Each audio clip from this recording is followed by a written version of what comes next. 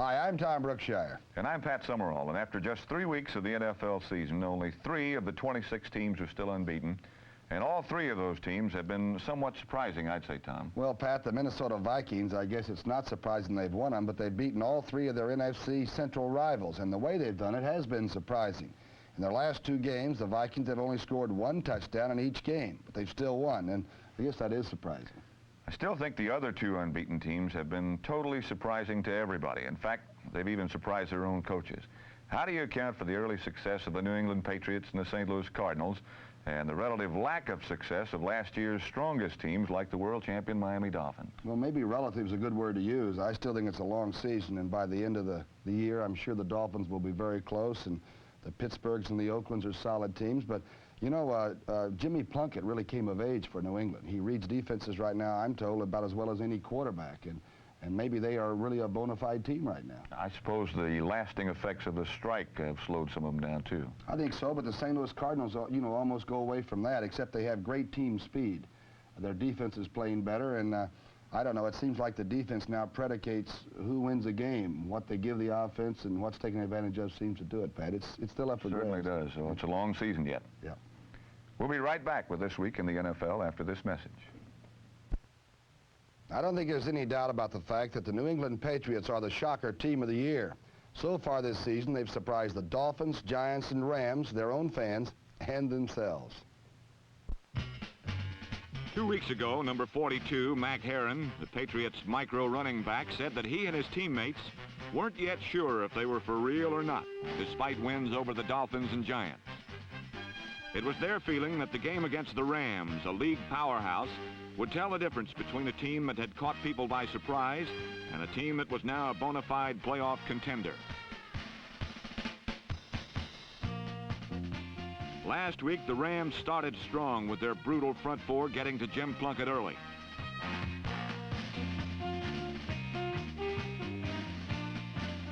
Then Los Angeles put their many-faceted running attack into gear and gouged gains steadily en route to a score. The final increment was tacked on by Tony Baker, number 35, and Los Angeles led as expected. However, this year, the Patriots pack a wallop and soon had the Ram runners on the ropes, allowing them only 109 yards rushing for the day.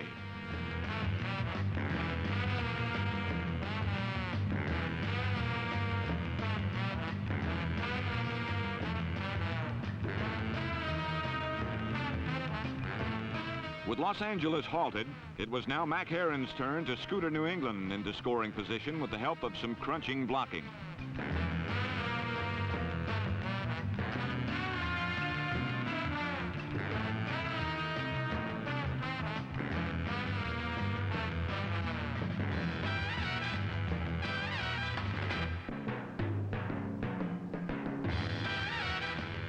Then, standing behind excellent protection, Jim Plunkett rifled a pass to number 84, Darrell Stingley, whose great catch ended up in a shaking-up.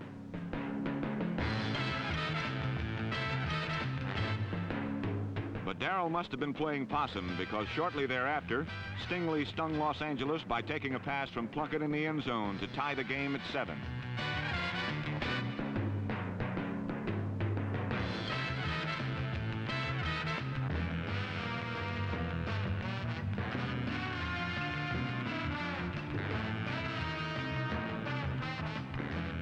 Another look at the play shows that Plunkett coolly ignored an obvious Ram offside and had plenty of time to connect with his wide-open receiver.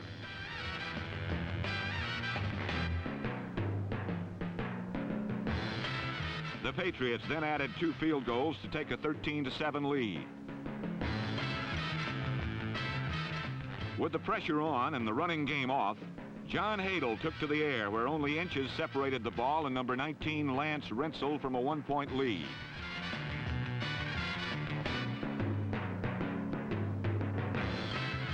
Of course, the New England fans were less than sympathetic.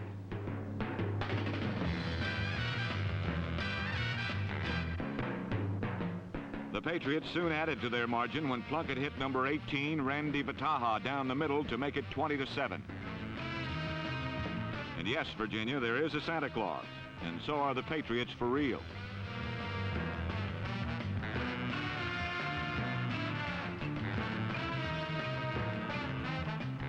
A repeat of the play shows that Plunkett's pass pocket has greatly improved, while his rapport with ex-Stanford teammate Bataha is better than ever.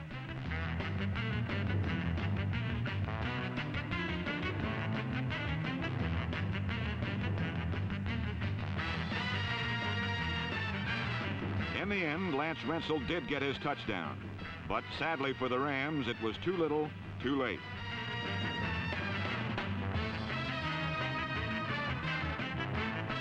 And so New England's 20-14 victory over a team many thought invincible proves that the Patriots should be in the thick of things all year. Right now, however, they are 3-0 and more popular in the Boston area than baked beans.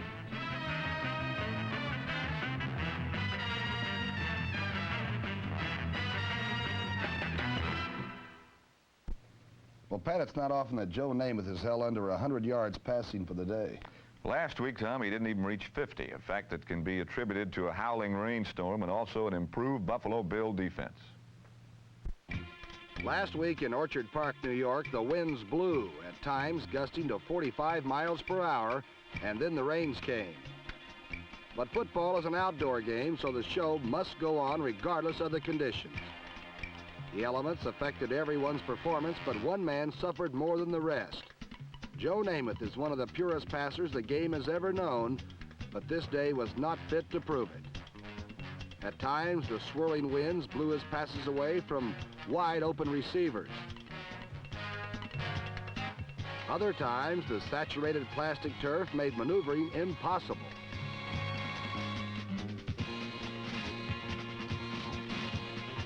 From every angle, the storm negated Namath's greatness, turning tight spirals into fluttering prayers.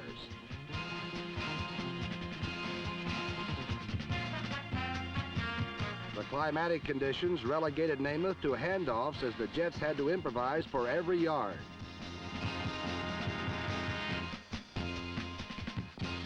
However, New York did muster enough of a ground game to set up 2 Bobby Howfield field goals and a 13-yard John Riggins TD slosh. The Buffalo Bills did not even pretend they could beat the elements. Number 12, Joe Ferguson, threw only 2 passes, both incomplete, then handed off to the Juice 31 times for 117 water-soaked yards.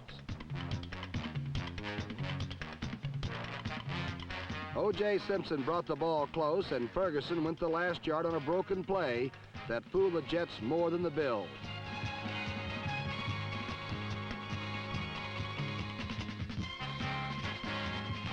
But the real hero of this damp day was O.J.'s blocking back, number 34, Jim Braxton.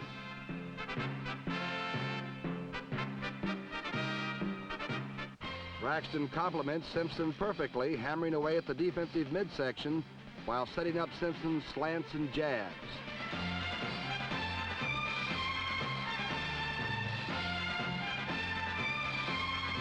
Braxton turned in the day's biggest play as he thundered 21 yards over the synthetic sponge to give Buffalo a 16-12 fourth quarter lead.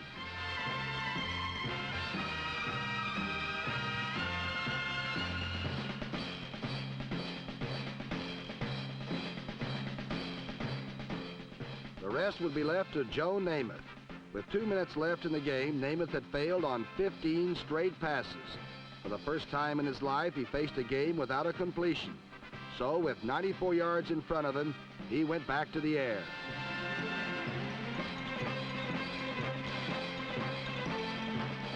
Namath's pass to David Knight was the first completion for either team. But 2 plays later, the Winds once again took the snap from number 12's Ariel, and number 20, Robert James, accepted the gift.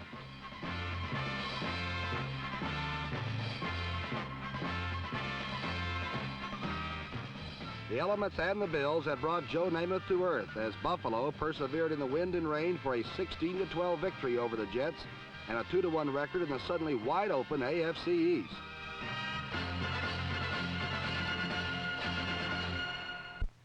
Two weeks ago, when the Cincinnati Bengals lost to the San Diego Chargers, it was said that the defending AFC Central champs were not mentally prepared to play.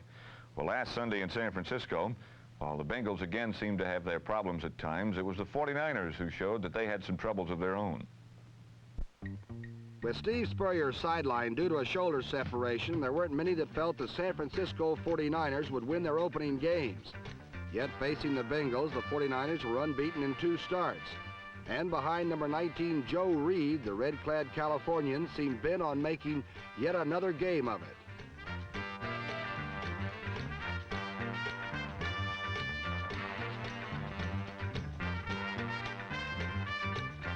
Though the 49ers led first with a field goal, that was to be the extent of their scoring as the Bengals all but devoured Joe Reed and company.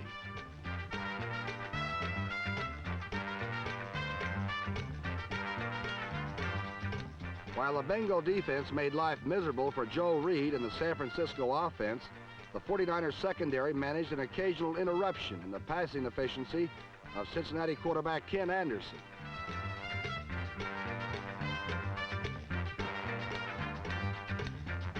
Though twice intercepting, the 49ers stumbled when it counted, failing to capitalize on their breaks. Behind impregnable protection, Anderson all but scattered the 49ers secondary in the second half.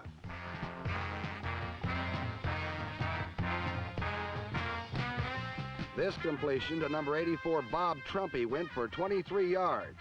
And in a repeat, notice who finally makes the stop.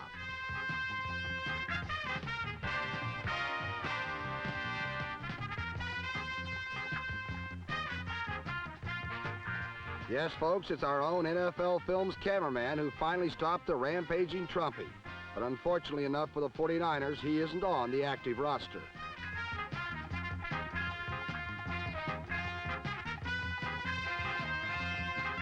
Number 85, Isaac Curtis, scored the Bengals' first touchdown and helped to set up their next as he combined with Anderson on a 48-yard shot.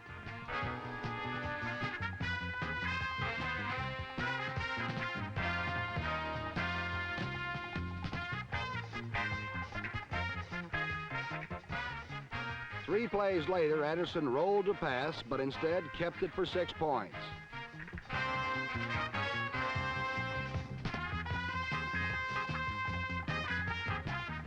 And with a 14-3 advantage, the Bengals turned to the core of rapid runners to control the clock.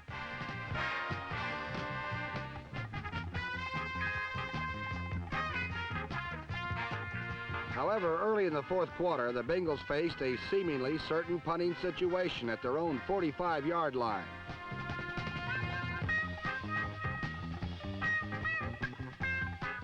Dave Green's pass to number 23, Bernard Jackson, gave the Bengals the momentum, and with number 11, Wayne Clark, subbing for a shaken Ken Anderson, Cincinnati moved in for the clincher.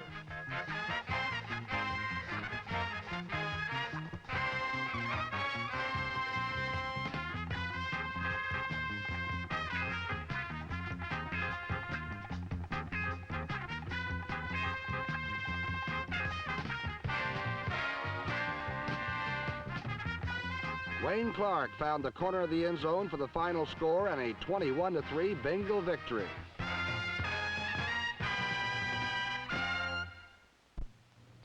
You know, so far this year, Tom, it's been a tough time for the experts who try to predict the winners and losers in the NFL from week to week. That's for sure, Pat. One team you can always count on, though, to be confounding in the early going is the Dallas Cowboys. Last week, they once again pulled off an early season surprise. Giant coach Bill Arnsparger ventured intrepidly to Dallas last week, prepared to face the wrath for the Cowboys' previous Monday night loss to the Eagles.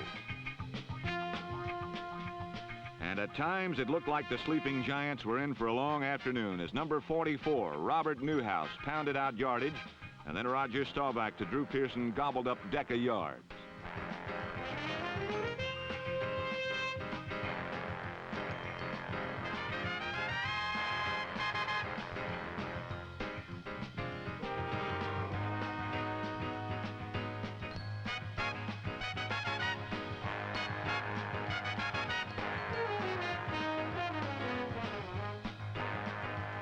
But it wasn't until the final minute that the Cowboys crossed the goal line on a Staubach to Bob Hayes girder scraper, which narrowly avoided a shutout.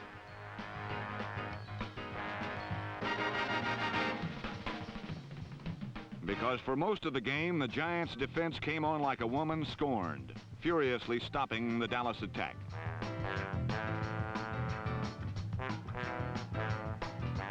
Meanwhile, Norm Snead was using short pops to split the seams of the Cowboy zone. Number 85, Don Herman, was his primary target, as Snead effectively used the wide receiver on delay patterns across the middle and under the zone. The short artillery fire set up the big bomb to number 27, Bob Grimm, and put the New Yorkers within smelling distance of 6-point city.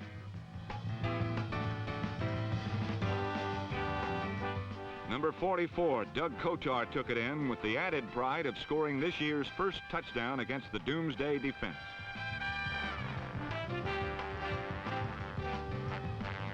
But last Sunday, Doomsday wore royal blue, rolled like thunder, and cracked like lightning as the Giants stormed in to drop Roger the non-Dodger 7 times in all.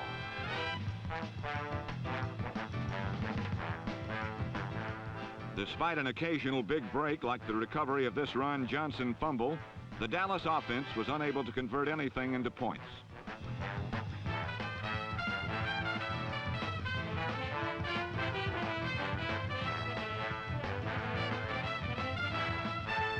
With pressure galore and time dripping away, Staubach went up on top, where 3 of his passes came down in Giant arms.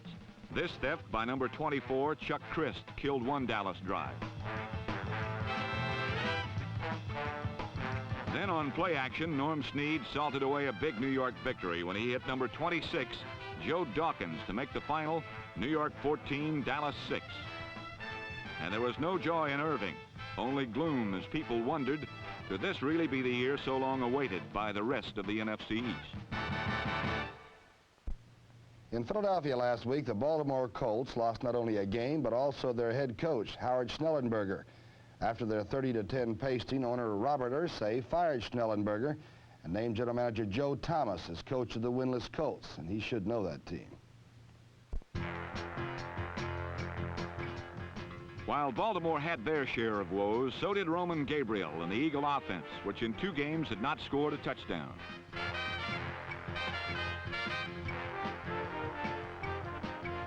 One big bright spot for head coach Mike McCormick was his defense, led by the formidable specter of Bill Bergey, number 66.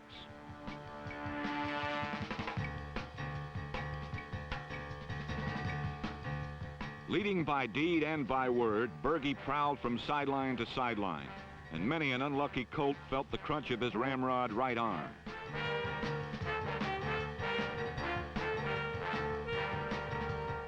Bergey's play was infectious as Eagle Green became a frequent color in the Baltimore backfield. And number 64, Joe Turkey Jones, often greeted Colt quarterbacks from the blind side.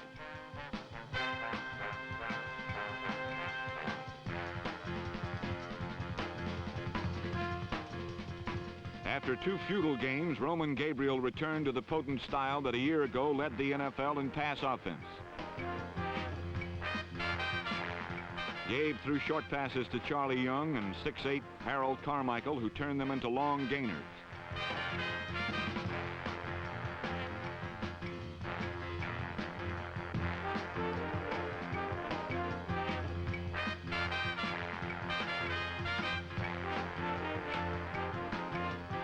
The Eagles built a 13-3 lead on a pair of Tom Dempsey field goals and a picture-perfect touchdown by Tom Sullivan, who last year rushed for almost 1,000 yards.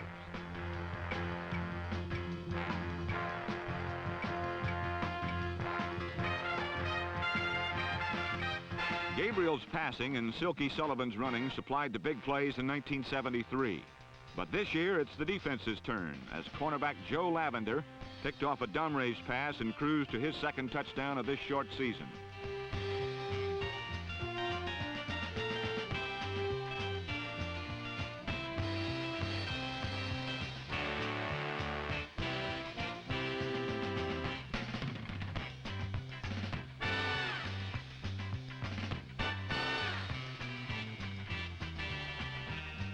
Gabriel consistently hooked up with Carmichael, who consistently refused to give up easily.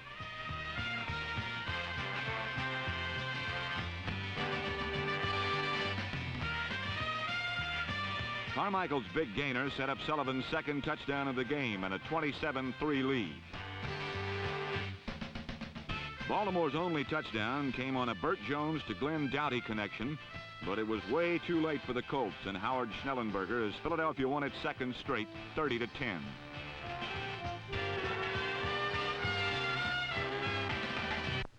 Well, Pat, if you would have asked me to name the only teams that would be undefeated after 3 weeks of the season, I don't think I would have included the St. Louis Cardinals on that list. Well, Tom, the Cardinals are indeed 3-0 and alone in first place in the very competitive NFC East. The St. Louis Cardinals are hot, and last week Redbird backers were hoping that the Cardinals would burn the Browns, and that's just what they did, turning Mike Phipps' pass pocket into a hot spot.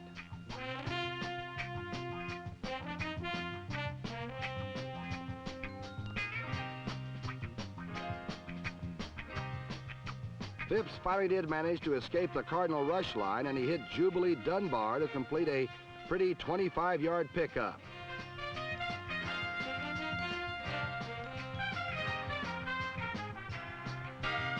But this was Phipps' longest completion of the game, and the Browns' only touchdown was on a pass not by Mike Phipps, but by running back Greg Pruitt, who hit a wide-open Gloucester Richardson for a 55-yard score.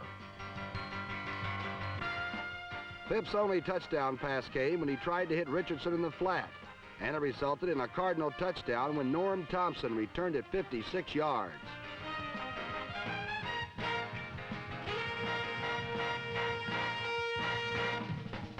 The Browns' strength this year was supposed to be defense, but against the Cardinals, even when they got the chance for a big play, it slipped through their hands. And one thing you can't do this season is give the Cardinals a second chance, because they will make it good. Consider the case of Donnie Anderson. He popped through the line and appeared TD bound, but was just stopped on a shoestring tackle. No matter, later in the game, Anderson got one anyway on a 1-yard plunge and reach.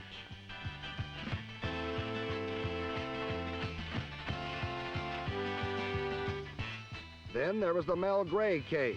With 21 seconds left in the first half, Jim Hart hit Gray for an apparent 40-yard score.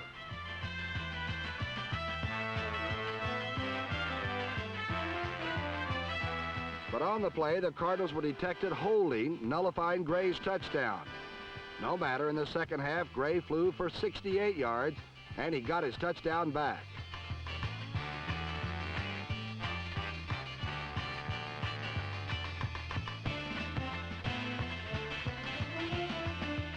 Case number 3 was Terry Metcalf, who very nearly broke a punt return for a touchdown, but was stopped by the last man who had a shot at him.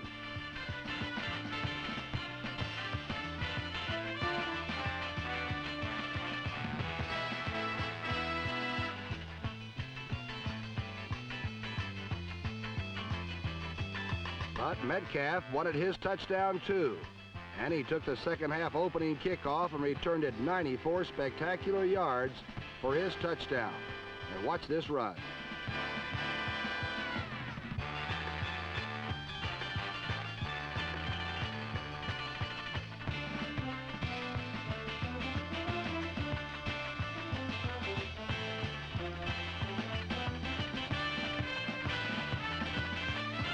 It all added up to a convincing 29-7 rout of the Cleveland Browns. Second-year head coach Don Coryell has his Cardinals 3-0 with a promising season ahead, while for the 1-2 Browns, it looks like it may be a long year.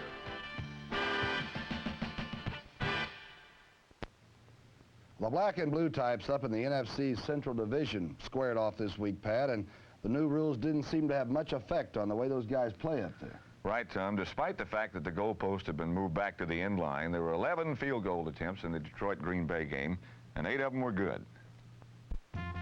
For the third straight week, the Detroit Lions faced an NFC Central Division foe, and the Lions' new head coach, Rick Perzano, was still looking for victory number 1, this time against the Green Bay Packers. The Lions' defense, which had been the big question mark prior to the season, continued to be the Lions' strength. After limiting the Minnesota Vikings to just 7 points the previous week, the Detroit defense held John Brockington to just 46 yards in 16 carries. And it was the Detroit defense which set up the Lions' first score when Packer quarterback Jerry Taggy was forced to scramble. His fumble was recovered by Herb Orvis, and 6 plays later, Earl Mann booted a 37-yarder, giving Detroit a 3-0 lead. Late in the quarter, Bill Munson, subbing for the injured Greg Landry, swung a pass to Alty Taylor, and Taylor raced for a 34-yard gain, setting up Earl Mann's second field goal, making the score 6-0 Detroit.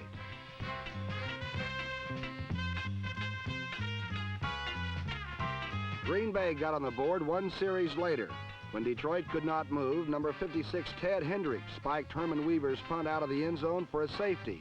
The score was 6-2. And 1 series later, Green Bay added a field goal, making it 6-5. But Billy Munson stepped back and hit number 49 Larry Walton behind Kenny Ellis for a 39-yard touchdown. Detroit 13-8 at halftime. Midway through the third quarter, Jerry Taggy found the range, hitting Barry Smith with a 27-yarder, and Green Bay took the lead for the first time, 18-16. But 1 play after the kickoff, Munson found number 45, Ray Jarvis, with a 25-yard pass. Jarvis added another 31, and 4 plays later, Earl Mann reclaimed the lead for Detroit, hitting on a 28-yard attempt, making the score Detroit 19, Green Bay 18. But then Green Bay's 3 yards and a cloud of dust offense began to take control of the football. After one 14-play drive netted them nothing, and another 10-yard drive fell just short of the goal line, Chester Marco banged up a short field goal, which gave Green Bay a 21-19 lead with less than a minute remaining. But 3 plays later, with 24 seconds remaining, Earl Mann stood 47 yards from victory.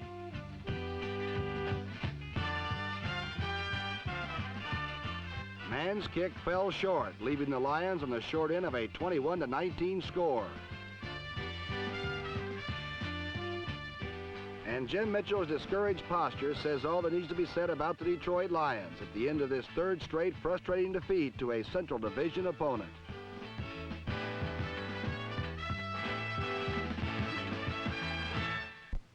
So despite the new rules, the field goal is still a major force in the NFC Central, Tom.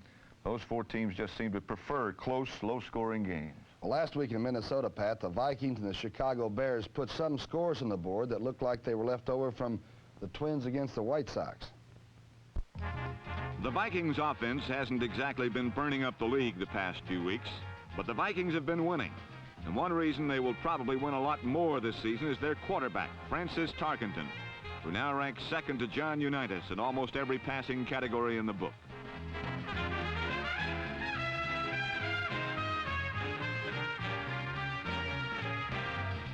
Tarkenton's favorite receiver, John Gilliam, is a true game breaker.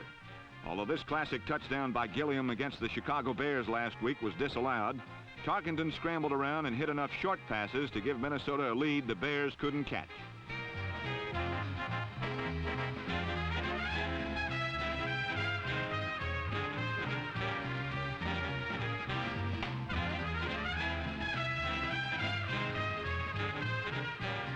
The Vikings' only touchdown came on a simple enough slant pattern down the middle to tight end Stu Voigt. But this pass also marked another milestone in the remarkable career of the man who will someday probably hold almost every passing record in the NFL record book.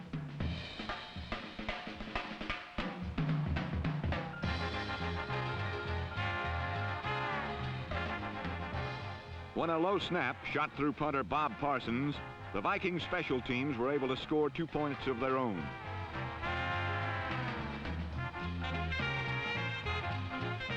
The Bears did have their moments, such as this effort by rookie runner Ken Granberry, number 47.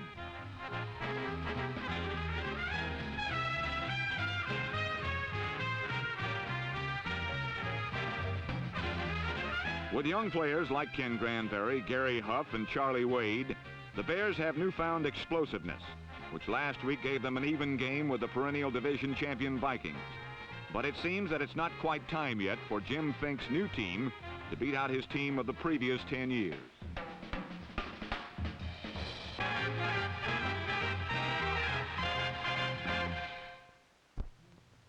Last week in the Astrodome, the Oilers and Chiefs went at each other for 60 minutes.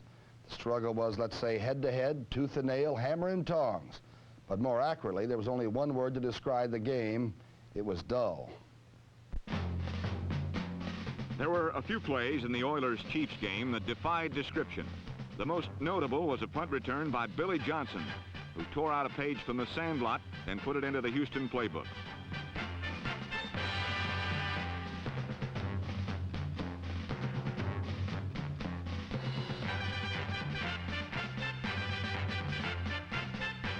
Fumbles, interceptions, and weird plays were the norm for the scoreless first half, as this apparent touchdown by Mike Sensabaugh on a fumble recovery was called back.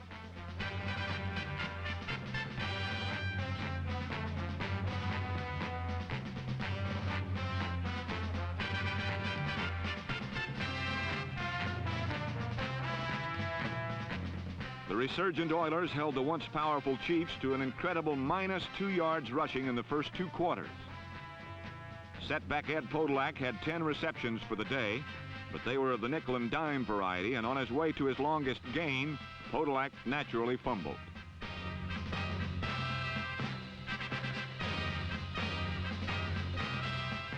Houston quarterback Lynn Dickey was betrayed by a severe case of dropsy by his setbacks, a condition which quickly infected the entire Chiefs defense.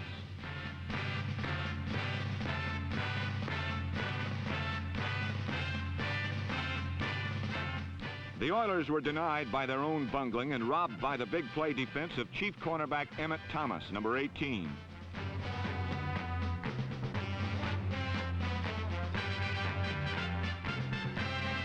With it all, Houston took a 7-0 lead on a touchdown by a free agent rookie running back named Ronnie Coleman.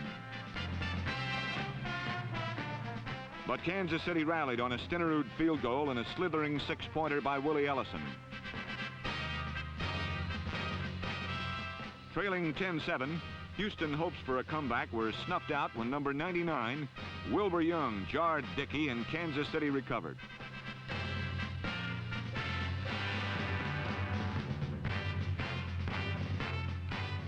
The error led directly to a touchdown as Mike Livingston threw across the grain to Morris Stroud, and the horror show finally ended 17-7. The last time the Oakland Raiders ventured to Three Rivers Stadium in Pittsburgh, Pat, they were stunned in the playoffs by the miracle play pulled off by Franco Harris. You remember that one, don't you? Who could ever forget it? I'm sure the Oakland team didn't. And last week, the Raiders decided to show Pittsburgh fans that they were not about to be intimidated by past misfortunes. He's got nicknames galore, Jefferson Street Joe or Joe Willie Gilly Gilliam. Take your pick. Either way, led the Steelers to an undefeated preseason and is the engineer on what is thought by many to be the Super Bowl Soul Train Express. When he's hot, he throws a tight, crisp, accurate spiral that whistled Pittsburgh through the first 2 games of the season unbeaten, although tied once.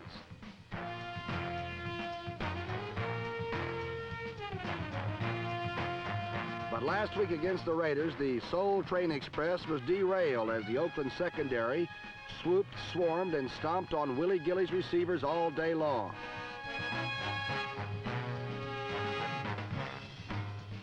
To compound problems, Joe began to press, throwing passes too far, too wild, or too hard to receivers who anticipated getting jolted every time.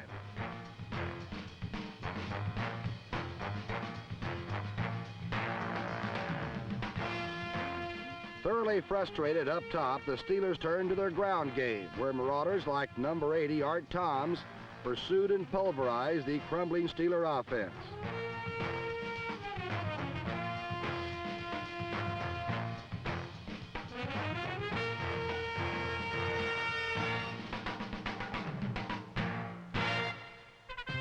The Raiders caught their first break of the game when number 27, Ron Smith, returned a punt 47 yards for a beautiful field position.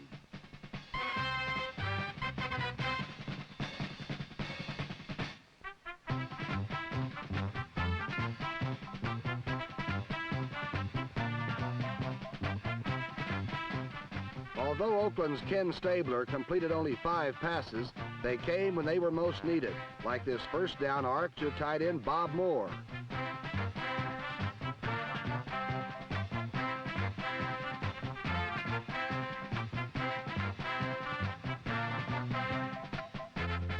The Snake finished the job himself when he rolled out around the end and tumbled to a 7-0 Oakland lead.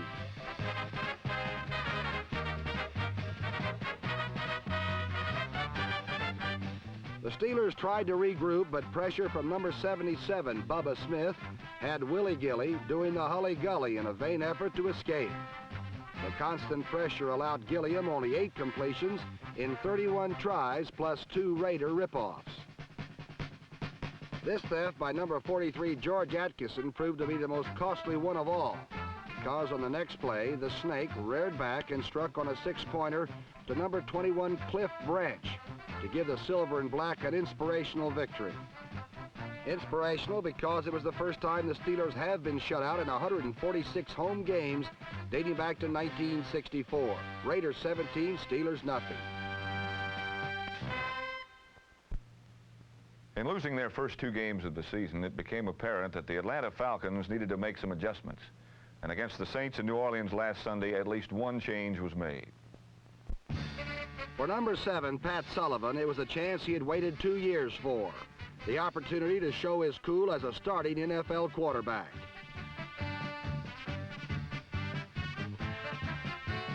And while Sullivan isn't paid for his abilities as a pass receiver, he does draw a salary for his passing potential.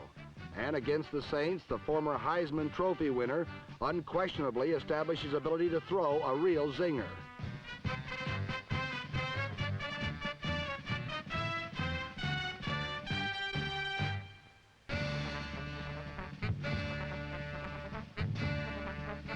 While the Saints secondary was trying to determine Sullivan's loyalties, the New Orleans offense never missed a beat en route to what has become an almost expected Saint trademark.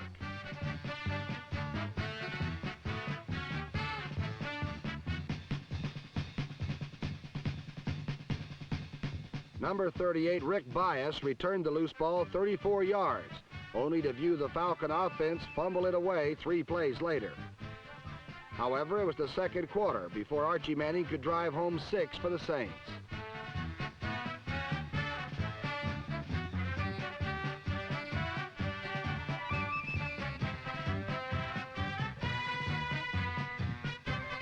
Joel Parker's catch put the Saints up by a 7-0 count, but the Falcons wasted no time in retaliating.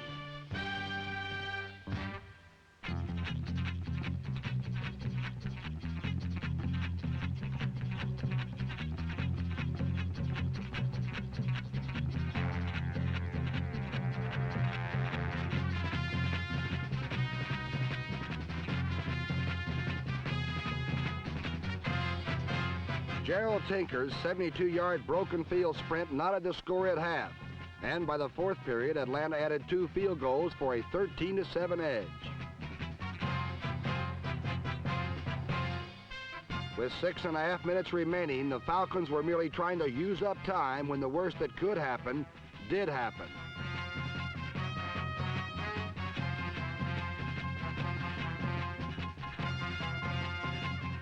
Number 72, Joe Owen, stripped Falcon runner Haskell Stanback of the ball.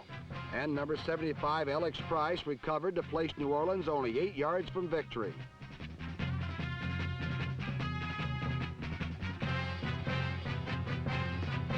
Jess Phillips, number 34, sifted into the end zone, and Bill McLeod provided the winning point after touchdown as the Saints escaped with a win 14-13.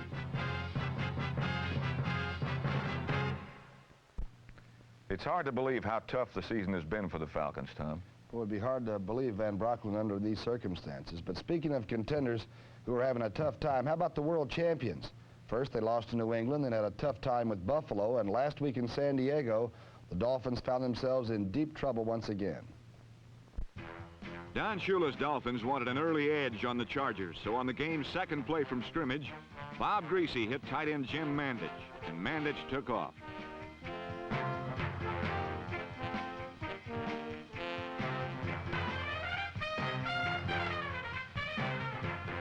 Premian had a field goal blocked, so the Dolphins had to wait until the second quarter to take the lead on Larry Zonka's roughhouse run.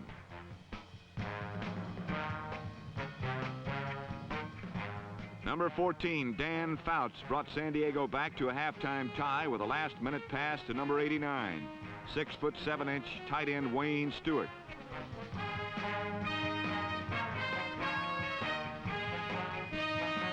In the third period, Bob Greasy and the Dolphins found out that they were in for serious trouble for the rest of the afternoon.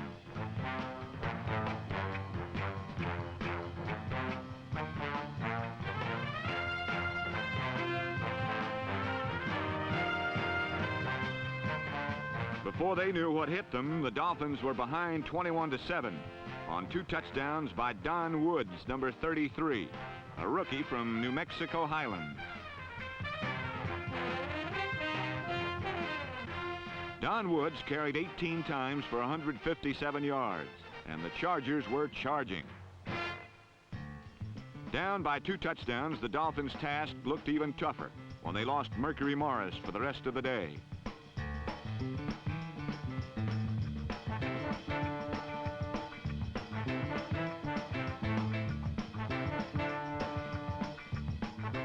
In the fourth quarter, needing 3 scores to win, Bob Greasy looked for and found help from a new source. Wide receiver Nat Moore, number 89. The 5'9½" rookie from Florida accounted for most of the distance as Miami closed to within 1 touchdown midway through the final period.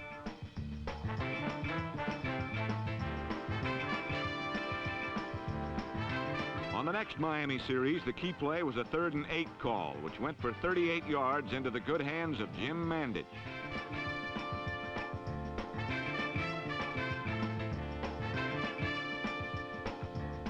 The final 16 yards to the end zone were covered in 2 thrusts by Larry Zonka. And then with just 15 seconds remaining, Zonka's old buddy Jim Kick scored again. And instead of a second loss, Miami had a second victory and was 1 step closer to a 3rd consecutive world championship. Well, Pat, it's prediction time again. We were 2-3, but we still are 4-4 for the season. That's a pretty good indication of the kind of year it's been in the NFL. Tough games this week, though, Tommy. Well, Buffalo at Green Bay. Who do you like? I like the Green Bays. Well, I'll go with the Buffalo Bills. I've been going against them too often. How about Washington, Cincinnati? Redskins have the offense going. I'll stay with the Skins. I like Washington in that one, too. Denver at Kansas City. Boy, there's a real jump ball. I'm going to go with the Denver Broncos. All right, I like the Chiefs. They're 2-1. Minnesota at Dallas. There's got to be a big one. I'm going to go with the Dallas Cowboys to really bounce back. I can't believe that. Yeah. I like Minnesota. How about St. Louis at San Francisco? The Cardinals to make it 4 in a row? You're letting me have that one? I agree with you there. I'll take the Cardinals, too. Monday night, the Jets at Miami. I think Joe Willie will have a good night, but I don't believe they're going to beat the Dolphins. I don't either. I like Miami, too. At any rate, we'll be back next week to show you what happens. I'm Pat Summerall. And I'm Tom Brookshire, and we'll see you next week.